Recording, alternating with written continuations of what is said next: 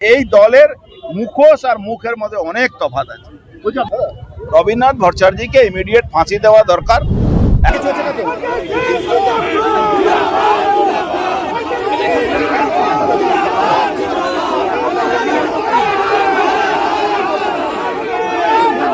এই মুহূর্তের সবথেকে বড় খবর, উত্তর 24 পরগনার ব্যারাকপুরের তৃণমূল কংগ্রেসের এক কাউন্সিলরকে ঘিরে চাঞ্চল্যকর মৃত্যুর অভিযোগে তীব্র রাজনৈতিক উত্তেজনা তৈরি হয়েছে। রবীন ভট্টাচার্য নামে তৃণমূলের ওই কাউন্সিলরের বিরুদ্ধে অভিযোগ, তার লাঠির আঘাতে এক বৃদ্ধের মৃত্যু হয়েছে। ঘটনাটি প্রকাশ্যে আসে এলাকায় চরম উত্তেজনা ছড়িয়ে পড়ে এবং রাজনৈতিক মহলেও ব্যাপক আলোড়ন সৃষ্টি হয়। স্থানীয় সূত্র জানা গিয়েছে, কোনো ব্যক্তিগত বিবাদ বা বচসাকে কেন্দ্র করে রবীন ভট্টাচার্যই বৃদ্ধকে মারধর করেন বলে অভিযোগ অনুযায়ী বৃদ্ধের পেটে জোরে লাথি মারা হয়। এরপরে তিনি অসুস্থ হয়ে পড়েন এবং অল্প সময়ের মধ্যেই তার মৃত্যু হয়।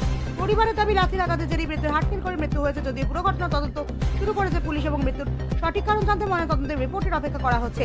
ঘটনার গুরুত্ব বিবেচনা করে দ্রুত পদক্ষেপ নিয়েছে তৃণমূল কংগ্রেস। দলীয় শৃঙ্খলা ভঙ্গ এবং গুরুতর অভিযোগের পরিপ্রেক্ষিতে রবীন ভট্টাচার্যকে 6 বছরের জন্য দল থেকে সাসপেন্ড করা হয়েছে বলে দলীয় সূত্রে খবর। পাশাপাশি খুনের অভিযোগে তাকে গ্রেফতার করেছে পুলিশ। ইতিমধ্যে তাকে জিজ্ঞাসাবাদ শুরু হয়েছে এবং ঘটনার পুঙ্খানুপুঙ্খ তদন্ত চালানো হচ্ছে। এই ঘটনাকে কেন্দ্র করে সোমবার ব্যাপক উত্তেজনা ছড়িয়ে পড়ে ব্যারাকপুরে। বিজেপি এই ঘটনাকে হাতিয়ার করে তৃণমূলের বিরুদ্ধে সরব হয়। বিজেপি নেতা অর্জুন সিংয়ের নেতৃত্বে একটি প্রতিবাদ মিছিল বের করা হয়। মিছিলে অংশ নেন বহু বিজেপি কর্মী সমর্থক। তারা অভিযুক্ত কাউন্সিলরের কঠোর শাস্তির দাবি জানান এবং রাজ্যের আইন শৃঙ্খলা পরিস্থিতি নিয়ে প্রশ্ন তোলেন। বিজেপির দাবি, রাজ্য শাসক দলের নেতাদের বিরুদ্ধে বারংবার হিংসার অভিযোগ উঠেছে এবং সাধারণ মানুষের নিরাপত্তা বিঘ্নিত হয়েছে। অন্যদিকে তৃণমূল কংগ্রেসের পক্ষ থেকে জানানো হয়েছে, আইনের পথেই চলবে, দল কোনোভাবেই অপরাধকে প্রশ্রয় দেয় না। তাই অভিযোগ ওঠার পর দ্রুত প্রশাসনিক ও দলীয় ব্যবস্থা নেওয়া হয়েছে। ঘটনাকে কেন্দ্র করে এলাকায় এখনো উত্তেজনা বজায় রয়েছে। পরিস্থিতি নিয়ন্ত্রণে রাখতে এলাকায় মোতায়েন করা হয়েছে পুলিশ বাহিনী। প্রশাসনের তরফে শান্তি বজায় রাখার আবেদন জানানো হয়েছে স্থানীয় বাসিন্দাদের কাছে।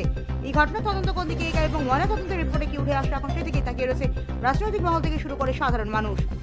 ব্যুরো রিপোর্ট, সময় বার্তা নিউজ। পার্থবাবু তাকে সঙ্গে নিয়ে ঘুরে বেড়াচ্ছে। এই ওখানে যে তৃণমূল ছাত্র নেতা সে গেছিল, ও নাকি নপাড়ায় ইলেকশন লড়বে। সেই ছাত্র নেতা কি করেছে, পশ্চিমবাংলা সিআইডি তার নামে এফআইআর করেছে যে ও পাহাড়ে চাকরি দেওয়ার নামে টাকা তুলেছে। তো এই দলের মুখোশ আর মুখের মধ্যে অনেক তফাৎ আছে। বলছি, আপনি পরিবারের সাথে দেখা করবেন? দেখুন, পরিবার যদি আমাদেরকে এলাউ করে, নিশ্চয়ই আমরা পরিবারের সঙ্গে আমরা কথা। দেখুন, সবাই তো ভয় পাচ্ছে, তৃণমূলে গুন্ডাদেরকে ভয় পাচ্ছে। তৃণমূলে গুন্ডারা তাকে ঘিরে রেখেছে, পুলিশ চমকাচ্ছে। এদের পুলিশকে দিয়ে চমকানো ধমকানো এইসব করে করে মানুষকে ভয় সন্ত্রাস, তাদের সঙ্গে আমাদের মানে একদম রেগুলার যোগাযোগ আছে। রবীন্দ্রনাথ ভট্টাচার্যকে ইমিডিয়েট ফাঁসি দেওয়া দরকার, একদম বিচার করে। আর দ্বিতীয় কথা হলো, ওর যত সাঙ্গপাঙ্গ যারা ছিল তাদেরকেও গ্রেফতার।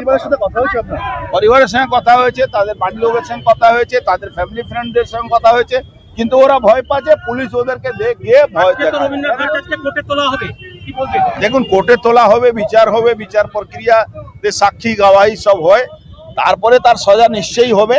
কেন সিঙ্গল মার্ডার, সিঙ্গল ওকে কেস দিয়েছে, সিঙ্গল নাকি খুন করেছে। ওসব আইওয়াস, পার্থ চ্যাটার্জির মতন বহিষ্কার, বালু মল্লিকের মতন বহিষ্কার, এরকম বহিষ্কার রোজই আপনি দেখবেন তৃণমূল কংগ্রেস করে। ফুলবাড়িতে সিভিক ভলেন্টিয়ারের মৃত্যু হয়েছে, ট্রেনিং চলছিল, সেই সময় হৃদরোগে আক্রান্ত হয়।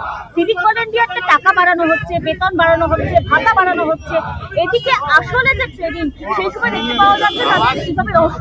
দেখুন, সিভিক ভলেন্টিয়ার মারা যায় বা যে কোনো লোক মারা যায়, মৃত্যু দুঃখ, আমরা সবসময় দুঃখিত থাকি।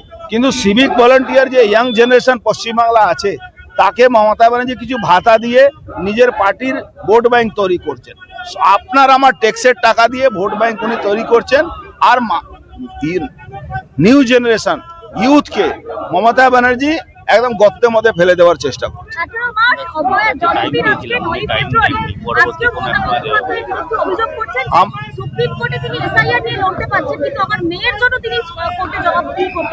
মমতা ব্যানার্জি তো চোরদের জন্য যাবে। দেখুন, একটা চোরের পরিবারে দেখবেন সব চোর হয়, একটা ডক্টরের পরিবারে বেশিরভাগ লোক ডক্টর হয়, ইঞ্জিনিয়ার পরিবারে ইঞ্জিনিয়ার হবে, পুলিশের পরিবারের লোকরা পুলিশের চাকরি পায় বা পুলিশের জন্য তার ঝুঁকি থাকে, আর্মি যে ফ্যামিলি লোকেরা আর্মি দিকে ঝুঁকি থাকে। ওই জন্য মমতা ব্যানার্জি চোর, আর মমতা ব্যানার্জি পুরো পরিবার এই চোরদেরকে বাঁচাবার জন্য সুপ্রিম কোর্টে উনি দাঁড়িয়েছিলেন। রোহিঙ্গা মুসলমানদেরকে আমরা সিপি কাছে যাওয়ার জন্য টাইম চেয়েছিলাম, সিপি আমাদেরকে সময় দেয়নি। যেহেতু পরীক্ষা আছে, নাহলে আমরা এখনই রাস্তা অবরোধ করতাম। কিন্তু আমার আপনার বাড়ির ছেলেরা পরীক্ষায় আছে, আমরা চাই না তাদের হ্যারাসমেন্ট।